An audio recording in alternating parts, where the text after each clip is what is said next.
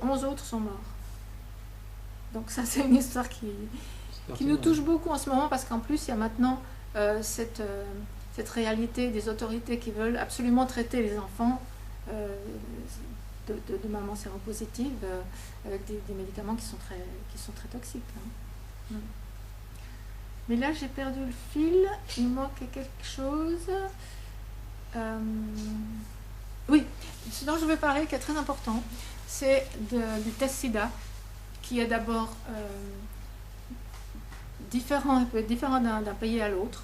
Hein, on est aux États-Unis, on est positif, on arrive au Canada, on est négatif, je veux dire à cause du laboratoire qui ne voit pas les choses la même chose.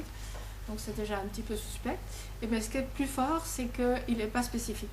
Donc il y a des gens qui ont montré que c'était simplement un test de réponse à des protéines étrangères et qu'il était positif dans plein de conditions, on dit 80 conditions, dont la tuberculose, la malaria, les grossesses multiples, la présence de sperme dans le rectum, qui est quand même assez classique, intéressant dans le problème des homosexuels, et que ce n'est pas du tout spécifique. Du reste, il y a un comité, un groupe d'avocats à New York en ce moment, qui travaille à faire sortir de prison des gens qui sont en prison parce qu'ils ont été accusés d'avoir contaminé leur partenaire avec le virus du sida. Il y en a aussi en France, il y en a dans tous les pays des gens qui sont en prison pour cette raison-là. Et avec cet argument du test non spécifique, ils ont déjà réussi à faire sortir 40 prisonniers aux États-Unis. Donc ça commence à bouger, ouais, c'est intéressant. Hein, ouais. Voilà.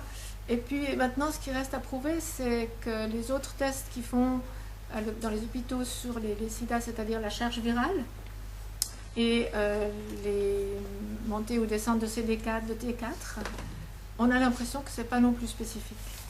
Étienne de Harven, qui a écrit le livre Les 10 plus gros mensonges sur le sida, est absolument sûr, avec bien d'autres chercheurs, que cette charge virale qui est utilisée dans les hôpitaux pour voir si ça va mieux, si ça va moins bien, si le médicament marche ou pas, semble que c'est simplement un artefact. C'est-à-dire quelque chose qu'on voit dans les cellules, parce qu'il y a des rétrovirus partout, c'est des petits bouts de cellules cassées en fait, et que c'est absolument pas spécifique.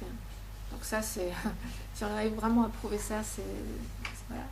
Et puis, ce qu'on n'a pas encore réussi à prouver, c'est que c'est les lésions des lymphocytes, enfin les changements de nombre de lymphocytes, etc., oui, qu'on utilise pour diagnostiquer le sida, ce ne serait pas non plus spécifique. Donc voilà, mes 5 diagnostics néfastes qui... Alors, dernière chose, j'ai rencontré récemment une maman séropositive qui n'a jamais voulu se soigner et qui a un enfant qui malheureusement a été repéré par l'hôpital et mis sous trithérapie. Et elle m'a dit qu'elle trouvait que ce livre était très important parce qu'il mettait le sida à la même hauteur que 4 autres scandales, qui sont des scandales de mensonges médicaux, de profit des industries pharmaceutiques, parce que la trithérapie, c'est aussi, comme les statines, un gros L-arytaline, un gros... business oui, un gros budget, exactement, ouais.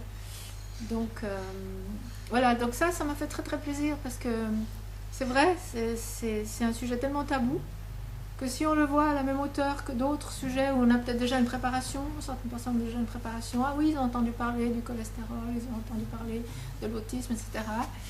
Ça rend le sujet sida moins tabou, moins extraordinaire. Ça passe mieux, ça passe moins, ouais.